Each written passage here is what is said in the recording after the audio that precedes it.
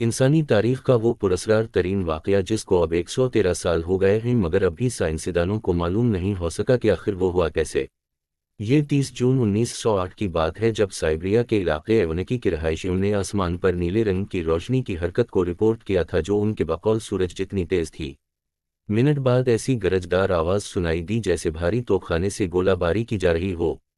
یہ آواز مشرق سے شمال کی جانب سفر کر رہی تھی جبکہ اس کے بعد ایک شاک ویو نے قصبے کو جھنجھوڑ کر رکھ دیا اور کھڑکیاں ٹوٹ گئیں۔ دھماکے کی آواز جس کی لہریں یوریشیا بلکہ برطانیہ تک زلزلہ پیما مراکز نے ریکارڈ کیے، مگر ایونکی اور ارگرد کے قصبوں کے رہائشیوں نے درحقیقت کسی قسم کے حقیقی دھماکے کو نہیں دیکھا۔ سین دھماکے کے بعد کئی دن تک ایشیا اور یورپ کے اوپر آسمان میں جگمگاہٹ کو دیکھا گیا جو برفانی ذرات بلندی پر بننے کا نتیجہ تھا جبکہ مختلف ممالک میں ماحولیاتی دباؤ میں تبدیلیاں دیکھی گئیں۔ اگرچہ دھماکہ تو کسی نے دیکھا نہیں مگر اس کے مقام کو ضرور دریافت کر لی گیا جو مشرقی سائبریا میں واقع تھا۔ وہاں موجود 800 اسکوائر میل رقبے پر پھیلا جنگل یا 8 کروڑ درخت مکمل طور پر غائب ہو گئے اور اس کی کوئی وجہ بھی سمجھ نہیں آ سکی۔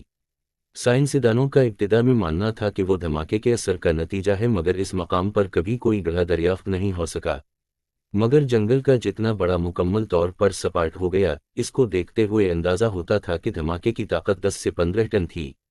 سائنسدانوں نے یہ جاننے کی کوشش کی کہ آخر یہ دھماکہ ہوا کیونکہ اتنی طاقت کا دھماکے سے ایک بڑے شہر تباہ ہو سکتا ہے، مگر اس کے بعد کبھی ایسا نہیں ہوا اور جب سے ہی سائنسدان کے ذہن چکرا رہے ہیں کہ آخر ایسا ہوا کیوں اور وجہ کیا تھی۔ خوش قسمتی سے وہ علاقہ آباد نہیں تھا ورنہ بہت زیادہ انسانی جانوں کا ضائع ہوتا مگر دھماکے کی حرارت کو دور دراز کے قصبوں کے رہائشیوں نے محسوس کیا تھا۔ ایک عینی شاہد نے اس موقع پر بتایا، آسمان 2 حصوں میں تقسیم ہو گیا تھا اور جنگل کے اوپر آسمان کا شمالی حصہ آگ سے بھرا ہوا لگتا تھا۔ سین کا کہنا تھا، اس وقت ایک آسمان میں ایک دھماکہ ہوا اور بہت بڑا کریش ہوا، ایسا کریش جس کو سن کر لگتا تھا کہ آسمان سے پتھر برس رہے ہوں یا گنوں کی فائرنگ ہو رہی ہو۔ اسے ٹونگوسکا ایونٹ کا نام دیا گیا جو انسانی تاریخ کا اب تک سب سے طاقتور ریکارڈڈ دھماکہ بھی ہے جس سے خارج ہونے والی ہیروشیما میں گرائے جانے والے ایٹم بم سے 185 گنا زیادہ تھی۔ مگر ایک صدی سے بھی زائد عرصے بعد محققین کے ذہنوں میں مختلف سوالات موجود ہیں کہ آخر اس جگہ ہوا کیا تھا۔ کچھ سائنسدانوں کا ماننا ہے کہ ایک سیارچہ اس دھماکے کی وجہ تھی مگر اتنے بڑے خلائی جسم کے شواہد اب تک دریافت نہیں ہو سکے۔ کچھ حلقوں کے خیال میں یہ آتش فشیں پھٹنے یا کانکنی کا کوئی حادثہ تھا مگر اس کے بھی شواہد نہیں مل سکے۔ درحقیقت سربیا کے اس خطے کا موسم ڈرامائی قسم کا ہے جہاں موسم سرما کا دورانیہ بہت طویل ہوتا ہے جبکہ گرمی کا موسم بہت مختصر، جس کے باعث سطح میں ایسی تبدیلیاں آئیں جن نے اس جگہ کو ناقابل رہائش بنا دی بلکہ وہاں پہنچنا ہی بہت مشکل ہے۔ جب دھماکہ ہوا تو کسی کو بھی تحقیقات کے لیے وہاں جانے نہیں دیا گیا کیونکہ روسی حکام کو مختلف خدشات تھے۔ 1927 یہ روس کی ایک تحقیقاتی ٹیم نے آخرکار اس جگہ کا دورہ کیا اور دریافت کیا کہ دھماکے کے لگ بھگ 20 سال بعد بھی وہاں ہونے والا نقصان ویسے کا ویسا ہی تھا۔ اس ٹیم نے خیال ظاہر کیا کہ ایک خلائی جسم فضا میں پھٹا جس سے یہ نقصان ہوا مگر کوئی بھی گڑھا یا خلائی ذرات دریافت نہیں ہو سکے۔ تو ٹیم نے یہ وضاحت کی کہ وہاں کا دلدلی خطہ اتنا زیادہ نرم تھا کہ اسے کسی قسم کا نقصان نہیں ہوا جبکہ تمام تر ملبہ اس کے اندر دفن ہو گیا، مگر دلدلی حصے کی گہرائی میں کچھ بھی دریافت نہیں ہو سکا اور کچھ دہائیوں بعد روسی سائنسدانوں نے کہا کہ یہ کوئی شہاب ثاقب نہیں بلکہ دمدار ستارہ تھا جن کا زیادہ تر حصہ چٹانی نہیں بلکہ برف پر مبنی ہوتا ہے۔